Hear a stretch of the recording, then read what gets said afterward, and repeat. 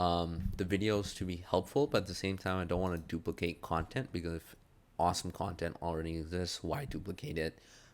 Lectures are awesome. Lucas notes are summaries.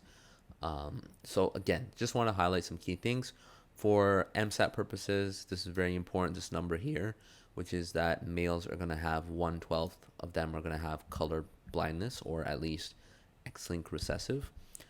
It's very important you know this number because you could be asked to calculate it, and let's say they may ask you to draw a pedigree table, and let's say have like um, essentially like calculate what the child's chance is going to be, assuming that the male has this mutation, and they may not tell it to you, so you have to know this by heart.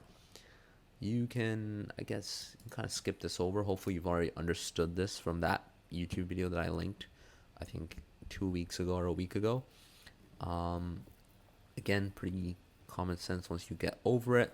Hemophilia is quite important for multiple reasons. It's going to come up in year 2, so I definitely look at it for that. Essentially, the main difference here is that in hemophilia B, the extrinsic pathway is fully functional. So without going into clotting, what you have to know is that hemostasis is essentially how we get clots in our blood, right? And secondary hemostasis is where we have all these clotting factors.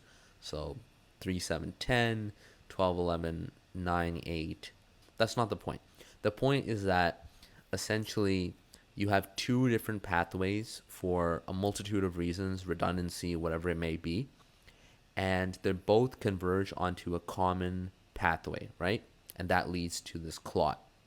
What you have to know, though, is that with hemophilia B, your extrinsic pathway is still functional, versus with hemophilia A, both your intrinsic and extrinsic pathways are affected. And this is because hemophilia A is acting downstream, hence affecting both pathways, versus hemophilia B is more upstream, therefore it's only impacting your intrinsic pathway. So that's something that I personally struggled with, so I'll just go over that. Everything else here, yes, it's a lot, but it's really not that bad. And Luca's notes again are so good. So I'm just gonna let them speak for themselves.